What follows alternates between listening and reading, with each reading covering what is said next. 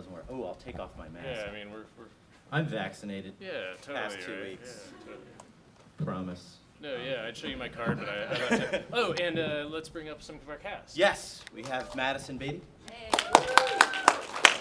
And Inanna Sarkis. Sarkis. All right. I'll pass the mic around, 'cause I think the other one I have is terrible. I mean, can you all not, well, yeah, it's up to you. Yeah. Do you want to shout, or do you want to do the mic? We'll figure it out. Here's another mic. Maybe I'll shout it into this mic. All right, cool. My All right. seat has a Oh, that's mine. I apologize. Well, yeah. Very mysterious, like the movie. All right, so my first question is, how did this movie start? What started the project? Yeah, I just want to nod and answer. I think I'm too tired. Yeah, this was a project I wrote back in 2014, and really just wanted to do a small, kind of contained murder mystery ghost story, and quite honestly thought it would be a relatively easy film to make as a first-time director, which is just this, just probably a really poor thing, a way to jinx yourself. It's inauspicious. That's what I'm looking for. And then it was really just a matter of finding the right, producing partners. And Hanway had worked with me on You're Next and The Guest, and they came on first. And then we found Dark Castle here in the U.S. to come on and help finish the movie with us. Help make it with us. I noticed, maybe this is just me projecting, but it seemed to have a heavy giallo. Oh yeah. Influence. Very Italian. I would say that I really initially probably was trying to make a giallo, but I didn't want to do The Strange Color of Your Body's Tears or anything like that because I didn't have the money or resources or possibly talent. So I wanted to do something else. That was just a different kind of spin on gialli and stuff. But I would say also the gialli that I love the most are very different from this film. I would say this was kind of riffing on early gialli and actually kind of proto gialli, The House That Screamed, which is actually a Spanish film, not Italian, but kind of inspired obviously House That Screamed led I think directly to What Have You Done to Solange, and then of course Suspiria later. So that was kind of an interesting film to look at in particular. That's from '69, I think. Very cool. And Anat, tell us about how you got involved.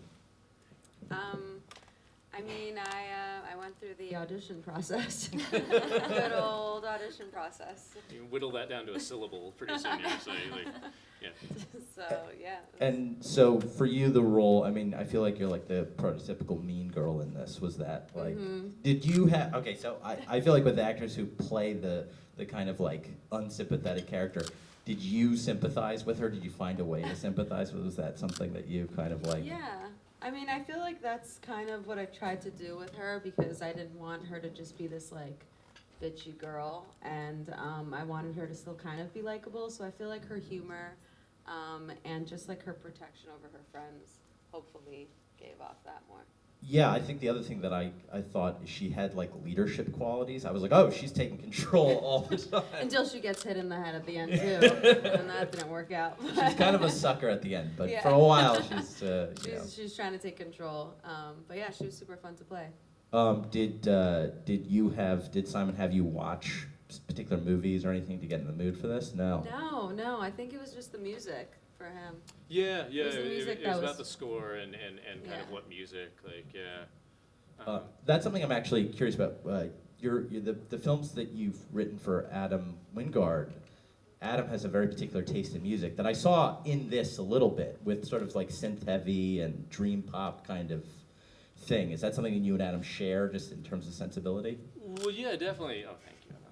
I also wanted to say that there's a theme, what I like about Inanna's character in the film, I don't know, I guess she is the prototypical mean girl, but kind of like Joe Swanberg's character in You're Next, I think there's something nice about showing that, Bethany, who's clearly the nicest character, is obviously actually the cruelest, and clearly manipulating Trevor, who is clearly not a very smart person. In my opinion, if Seance were to if they were to successfully kill Camille and Helena, Trevor would probably be dead within a week. Right. Because Bethany would just be, oh, this guy is going to be a problem. He can't hold it together, and so I'm going to have to fix him too. And he'd really probably be the last one on her list, right? But I think there's something interesting about people who are kind of assholes in circumstances that don't matter, but when you know, Joe Swammer's character is kind of interesting in your next because he's the least likable. When the arrows start flying through windows, you realize he's not such a bad person.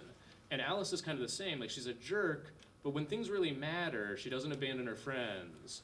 Like, she doesn't like turn her back on them, and she hangs in there. And I think like that's kind of an interesting thing too, is when the stake is to show. I think if there's anything kind of fun about horror movies, you can show that when the stakes change, people change.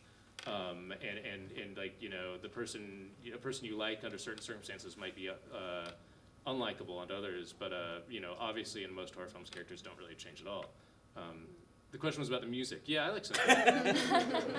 And Yeah, so, Synth is Madison, good. your I'm guessing the fun of your character is that you're playing this just like total kind of like nerdy, mousy girl who's the villain in the end. Was that something sort of like every scene you're being sort of mousy and then you know you're the killer kind of thing? I mean, it was really fun, I think, to just hide in that. I think it was a character to Bethany in its own way, and she just fit into the girls that way. And that's not her at all. Like, even the glasses, I think she saw it as like a way. And I do think she's brilliant. I think I saw her as really smart. And Simon and I talked a lot about that. But the mousy part, for sure, I think was just a jacket she wore. Right. Yeah. And I feel like you have like the classic like talking killer monologue thing to like, you know, bite into. Was that like something you relish doing? Thank you. I mean, Simon's writing, that was all my things. The script, for sure. Yeah, but it's hard to make that work. Like, it really is. That's not an easy thing to do. The fact that you were just able to do that was pretty amazing for me. Oh. I was like, oh, I can just cover the scene. Great. And what about your big fight scene? Was that like, have you done any work like that before? Was that like a new experience for you, that level of violence? I mean, that was mostly my stunt double, and thank God for stunt people. But I mean, I've dipped into it before. I've definitely never had a light pull in my neck. That was a new fun experience. Traumatizing my mom, just dying again and again.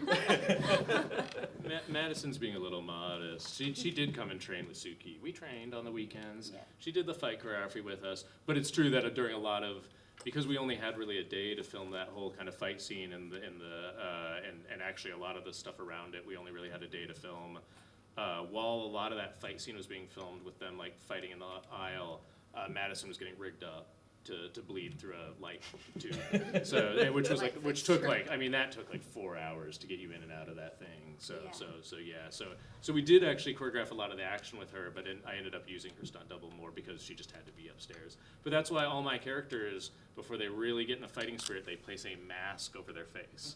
Tip to directors. If you're worried that your cast won't be available and you'll need to use their stunt doubles, maybe that should be something they love fighting with, is they love limiting their visibility to like narrow slits right before they really get into it.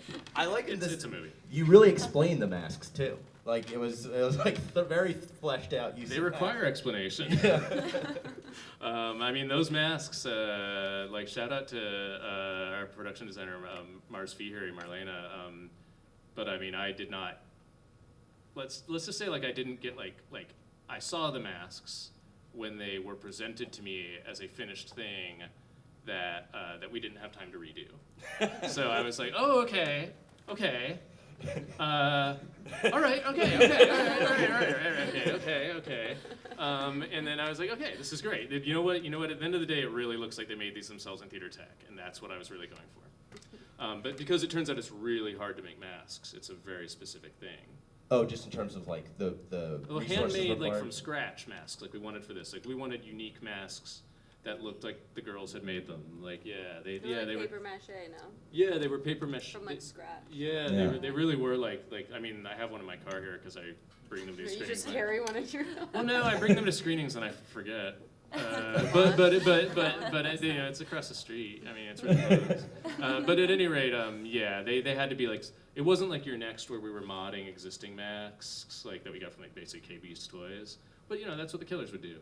I don't like movies where the killers wear masks that feel like they have such a like artistic creative outlet that I don't understand why they're killing people. Like, it's like, if you're so good at making masks, why are you murdering people? I feel like people who murder people have like really poor fashion sense. Yeah. Because if they're good at fashion, then they don't want to murder people, and vice versa. Yeah.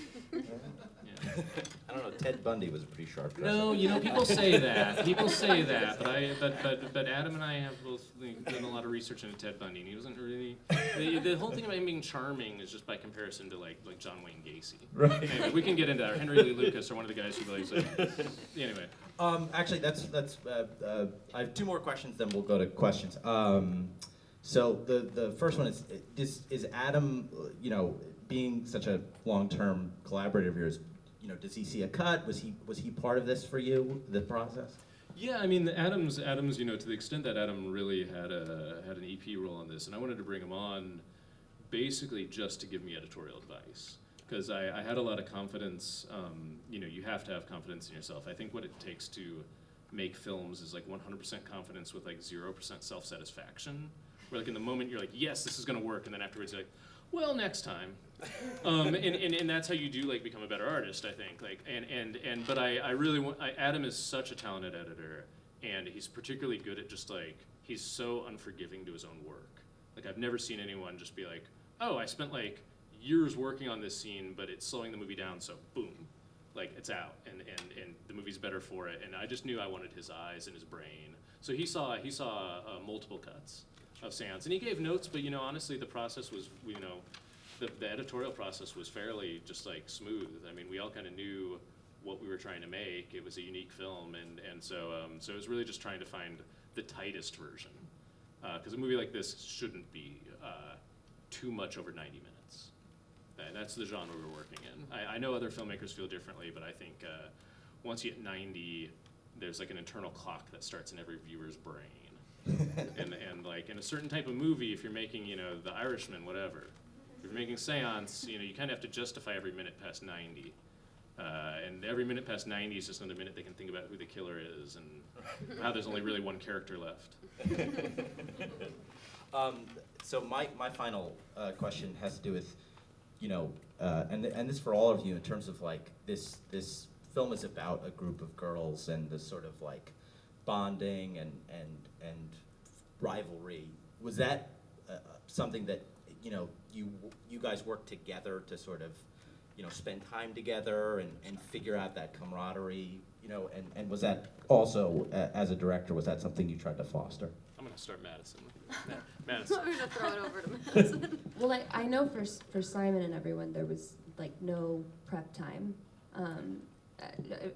Very little. Less than we would have liked. Yeah, I really have to say we had an amazing cast of very kind people, and there was such a natural alchemy. I mean, Inanna and I met on the plane. I feel like that was like our bonding moment. Yeah, but I feel like everyone meshed together really lovely. It made it easy, especially in the cold. You bond really well. Yeah, I actually wasn't sure how things had gone until Madisen and Inanna showed up for the screening tonight. I was like, okay, everyone got along really well, and everyone feels really good about the movie. And, like, they're here. Inanna, if you have anything to add about it. No, yeah, I agree. I think it's super important to cast the right people, and we all got along, thankfully, and it was a group of girls that we still keep in touch, so it made it super easy. You didn't like act like a jerk to be the main girl? Yeah, like no. that was like a strategy. Imagine, I was a jerk the entire time just to be in character. Well, I hear stories about that, about how, I know. you know, Yeah, actors and do it. Nana was mean to everyone. Yeah. And then I'm she's like, like, "Listen, lovely guys." working. Yeah, exactly. Lovely. I had to be in character, but lovely working with you. No, I feel like when we cut, we kind of would laugh about it, especially the study hall scene where there was like the fight with me and Suki. Sometimes before we cut. Yeah, Sometimes I'd be like, hey, let's do that again. But yeah. We would just hit it off after. Yeah, everyone got along. I was very lucky on this film that that like everyone just kind of bonded, and I didn't have to worry about it. Any questions? Oh, go for it. My name's Jillian, and Simon, that was a beautiful movie. I know you were talking about the pacing. It was really good pacing. I know I watch a lot of horror movies, and I'm like, when is this going to end? But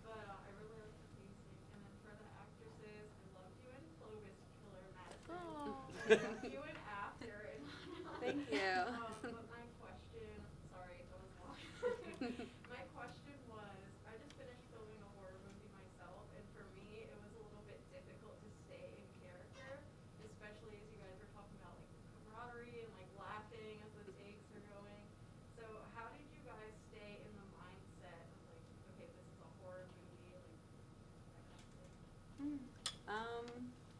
I think that's more for, cause you play like the killer. For me, it was just like, I was just a bit, I mean, I was just a bitch most of the time, so I'm like, I'll just channel that. But I think I feel like for you it was more difficult because you had like two sides, so, yeah, I don't know how you, Sure. that was kind of. Yeah. Congrats, by the way. Thank you. That's really great. I feel like set, once you're there, it's just like a mindset, but particularly the turn for Bethany, that was different for me. I was kind of just wondering between all those bookshelves listening to witchy trap music, honestly. Music is my answer to any of that, and Slicker Man, I love what he did, but it was just a lot of music until I knew we were about to roll, honestly. Thank you. The Clovehitch Killer was why I really wanted to work with Madisen, by the way. Yeah, well, I mean, I'd seen like The Master and Once Upon a Time in Hollywood, but like, you can't really evaluate someone's performance in those movies because they might have just had a really long time to shoot those scenes. But Clovehitch Killer looked like they had about as much time as Seance, and you're like you're doing phenomenally nuanced work in that film. So I love that movie too. So thank you, great question. Any other? Oh, So I was jumping up and down like a grasshopper throughout this, and I even gave my neighbours a heart attack, never mind have one myself. But I'm curious, watching a film like this back, having acted in it, do you get scared? And is there any part of you that fears like that character, was it Linda Blair in The Exorcist, who famously after oh, she had like her life post-traumatic stress. went, I think she had a breakdown. Is there any part of you acting in a film like this that kind of in the back of your mind, shit, I hope one day I don't.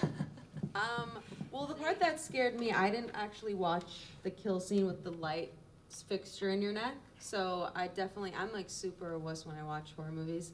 I was definitely scared at that part because I didn't know when it was happening. I just would see her behind the scenes walking around with that light post or whatever. Sticking. Yeah. But that's probably for me most. I don't know about you. I definitely, again, music, come home and listen to like reggae music.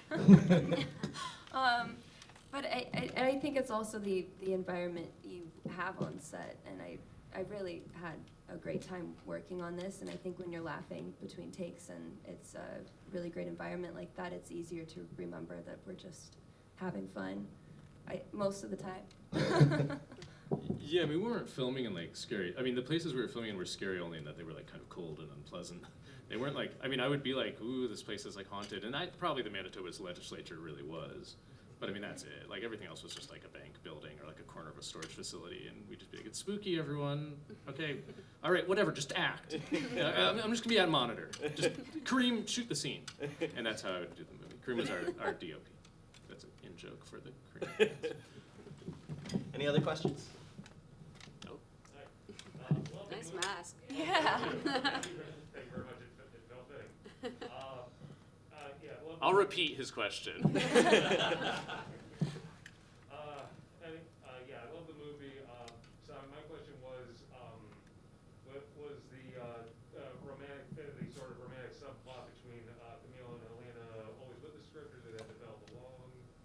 Yeah, it always was. I mean, you know, and I don't have like, I mean, there was a point where one of my financiers, no one in the room, I should say, with a big thumbs up, but one of my financiers was like, you know, hey, this could be removed from the movie, and maybe we should. And I was like, I just don't know what that is. And to me, it was like that it was like the end of a Western. It's like the final kiss as like the hero marches off to the end of the sunset, and I didn't want to say like there's like a huge romantic component to this movie, but I also didn't know what it was without that ending.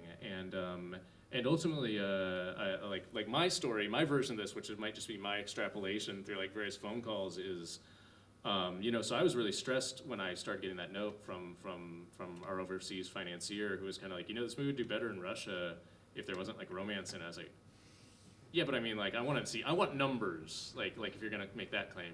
And then beyond that, Hal Sadoff of Dark Castle, at one point, I was just like, well, you know, they don't like the romance. He's like, oh, well, my daughter watched it and she liked the romance, and like my 14-year-old daughter liked the romance, and I was just like, that, like hear what he just said, That's who we want. That's who we want to be liking Seance. It's not just the horror fans. It's his daughter. What's her name? No, never mind. Like, and really like the, you know, so Dark Castle, who are sitting back there, by the way, Alex and Kelly, our Dark Castle producers, are right behind you. And Kelly's, by the way, the person who specifically helped me get the original Dark Castle logo on this thing. So shout out, thank you. But like so they had my back, and they were like, you know, it is a romance. I mean, you know, maybe that's a mistake, but it's it's built into what this is, and we have to make this its own unique thing. So it was always built in, but I mean, you know, it just felt like the way those characters, it felt like the story we were telling with those two characters, and I didn't know how to finish the movie without it, and I know that like it's not a normal ending for a horror movie. But you know, I mean, that's those are the chances you make. I think, you know, when you're working like on indie film, you know, and you don't necessarily want to make totally safe choices on your first movie. And so I like, whether I really like it, whether it's a mistake or not, you know, I'm proud they let me make it, you know. I like it. Oh, great. Great. Yeah, no, I mean, everyone seems to. It's more like I just don't want to say like, yeah, wasn't that great? Yeah, I did that. No. I mean, it's more like, you know, I think it's interesting because we are combining a lot of things in the film, and like, if someone puts me on the spot, I can't think of like any great reason for that, because I just don't think in that kind of calculated way. But that was always the story. Like the very first draft, that was the ending. That was the ending I wanted to work to, and ultimately, you know, like that was it. We filmed it, and I was like, yeah, that was it. That's what I wanted. Like that was the very first like thing I wrote of Seance. Actually, was that scene. Because I write my endings first, and because I don't tend to outline, I write my endings first, and I try to work towards them in the document, so that way I can still be kind of spontaneous with my characters, but I also know what my finish line is. So I mean, like I kind of I don't know, maybe I was overly attached to it, but I liked it. Actually, that I just remembered. I'm curious. Did you the storyboarding, the shot listing? How much prep was there for you in terms of, you know, the visual strategy of the film? We did not storyboard. There is a remarkable, if you were to purchase this film on disc or on VOD, we have a remarkable bit of previs for the decapitation scene, which Kareem and I got like little action figures because no one could figure out what we were talking about, and we did little action figures, and like we filmed it like with an iPhone. That's like how many friends did you have growing up, Trevor? I don't know. I just had one. And we did it like with little action figures and knocked the head off. And then our distributor was like, "Do you have any previs?" I was like, "I do." and I sent it to them, and they were like, "Okay." Like, and it's actually it is actually on iTunes, like this like 3-second thing of action. We didn't have a storyboard artist. We couldn't afford that. This was a small movie, and it was lean. So we just shot listed and just exhaustively tried to plan. But you know, to be honest, storyboarding a film like this probably would have been a mistake. What was your shooting schedule? How many days? We had 22 days. 22, yeah. Yeah, so so tight. Yeah, and honestly, with 22 days, you don't necessarily want to be storyboarding, because it's not so much what are the shots that I'm like here to get, as so much as like what is like the base minimum we need to definitely be able to get out of the scene. Right. Like when I'm in the edit room, I will have enough ingredients to get out of the scene. Like, so there'd be a moment like the fight scene in the study lounge where Inanna fights Suki, and Madisen stands there. It is, you know, that was a scene where we only had about 4 hours, and I wanted probably realistically about 3 times that. So I was like, okay, we're going handheld, and these are the shots. Like you know, and Kelly was there for that, and it was just like we were like, okay, like this is not going to be this complicated anymore. It's like turn it around, Inanna, you punch her in the face, but don't really punch her, but make it look like you did. And we went really quick through that fight, and you can probably tell it's a little chaotic. It's a little held together by like tape and chewing gum, but you know, but that's the kind of thing like if I'd come in there with all these storyboards, I might not have been able to recalibrate that quickly and been like, okay, we can't get back in this location. We don't have any overtime. we have 4 hours, and all these extras are just standing around looking at me. And Jade had beef with one of the extras. Did you know that? Yeah. Yeah. I didn't know that. Yeah, she did. Jade. No, I mean, well, if you'd known that, you Should would. have accidentally No, I hit could. her. Well, that's why I didn't want you to know. But yeah, Jade had beef with one of our extras. Anyway, that was like a tough day. But I'm glad we didn't storyboard, because then you can just get spontaneous and be like, okay, I thought it was going to take 17 setups to get us the scene, but like, I think I can do it in 7. You know, and then you get in the editing room and you're like, oh yeah, that basically worked. Any other questions? Oh, one more. Was there a particular scene that was like your most fun to shoot for you? Most fun to shoot for you, Inanna? You know mine. Mine was the fight one. Yeah. Just the punching and I think the study hall scene. Inanna's a southpaw. So as soon as I figured out that she has like this crazy left, that looks like really done. just like. I'll do that. It's like such an exaggerated punch, but it looks like it really hurts. I mean, that was like not even, we didn't choreograph that. I was just like, oh, that's how you punch? Okay, Yeah. great. Just Like, did it. okay, so like just stop right here vis-a-vis Suki's face, and yeah. Like, just don't actually punch her. I'm like, got it. But that was my favorite. Inanna's done a lot of boxing, so we were able to do the thing where you go like half speed, 3/4 speed, 100% speed, and you ideally do only like 1 or 2 takes, and you do it safely, and no one gets hurt. But there's still like a really funny bit in the movie where she like kind of trips over Suki, and yeah. I'm like, oh yeah, I remember that. You killed that fight scene.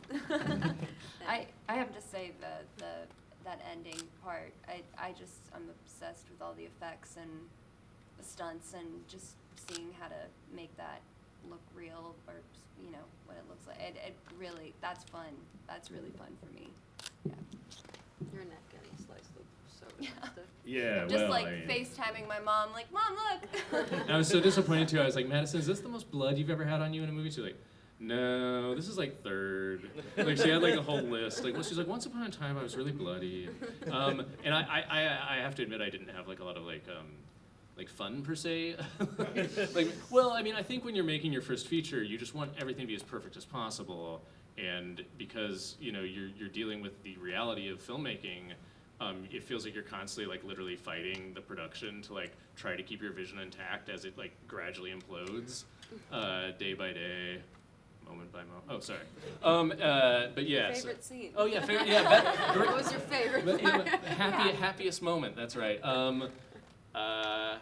No, I mean honestly there were a lot of good moments, but I have to say I think I don't know. You know, I think it was really that like the seance where you yell at the girl to fuck off. Oh, that was good too. because that was like wholeheartedly. for me. Yeah.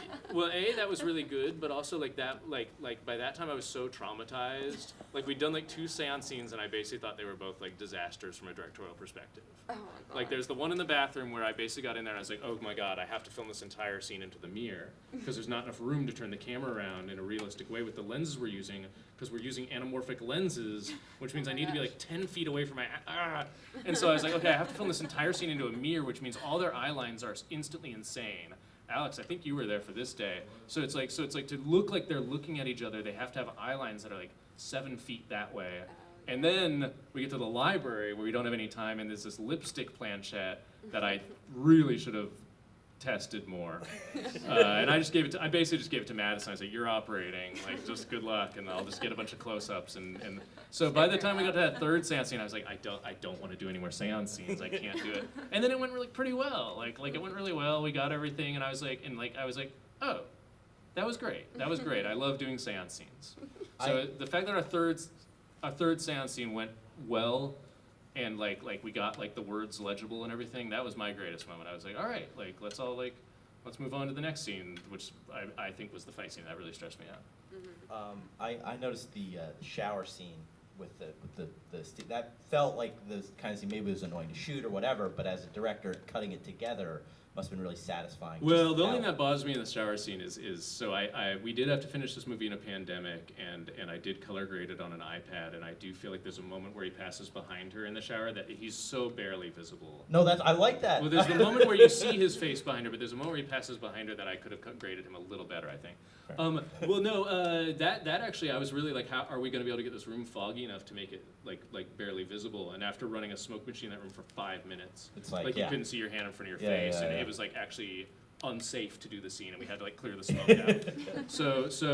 And then I admit we did do a little VFX augmentation on some of those shots just to be able to modulate it. Like we're using natural smoke, but then there were a couple moments where I was like, I want to see him a little more, I want to see him a little less. So we did a little VFX adjustment, just adding fog. But that actually wasn't that bad. I mean, the only thing that was bad about that actually was bad. But the good thing about that was that it was just basically Juliette Amara, who played Rosalind, and BJ Verreau, who was our stunt double, who's basically playing the Trevor killer in that scene. It was basically a closed set because she was wearing really just a towel. And so you just got to work with like 2 actors basically all day. And that's, as a director, that's pretty easy. Because, you know, we're just doing these long steady cam shots with Juliette and just timing stuff. That's pretty easy, honestly, like just working with a couple actors in a scene like that. The problem was that the floor was slippery. And so I had this like kind of like whole idea of how we would like break her neck and stuff on camera, which I admit, like I should have tested that idea a little more thoroughly. Because I basically got to set and realized that I was, you know, getting basically kind of safety complaints about the slickness of the floor and stuff, not from the actors, but from our makeup department. And so you know, and look, and genuinely safety first, you know, like I would never, you know, at the end of the day, this is a movie, and you know, you don't want to risk anyone even like getting slightly hurt. So I was always really like, but it was really like, okay, like this is going to be a pretty limited series of shots, and I admit, you know, like there's sometimes in this film that, you know, necessity really designed how these scenes are kind of put together, and that was one where I was just like, so what can I do? Oh, nothing. Okay, we'll just have her feet slip, and I'll just get a bunch of close-ups, and I mean, and again, Alex and Kelly, remember, I had a much longer, much more like, I tried to make a meal out of that. I tried to make like a psycho out of that, of like him strangling her, and it always just looked like a bad MMA fight. It was like the one of the least, and so it was, and then finally I was like, what if we just see her feet? And they're like, oh, this is great. Like that was when they're like, yep, that you did a good job with that one. Let's move on. Any other questions? All right. Thank you so much for coming out. I Thanks, appreciate it. everybody. Thank you, Simon. Peter, can I get a photo with them? Oh, photo. Oh, absolutely, of course. Get in there, Peter. No. Peter. No. You're okay. All right, here we go. 1, 2, Oh, we got to do the raffle. one more. Raffle. There's a raffle. Oh, wait. One second. Thank We you. got really excited. Where's We're the like, raffle? Where's the raffle? Raffle sounds fun. thank you for making it out here. Yeah, Connie and I we grabbed exactly. Do you mind if I get a picture with you guys, actually? Yeah, of course. Thank you so much. You know. I told my mom, I was like, oh, I'm coming, we'll get a wine. And she's like, that is none here. I'm like, Yeah, you're One 5 6 0 wait, what's the 4. raffle do? They win a Seance poster. Wait, I want a seance poster. How do I get 604 is the last 3 letters. We can definitely get you. All right.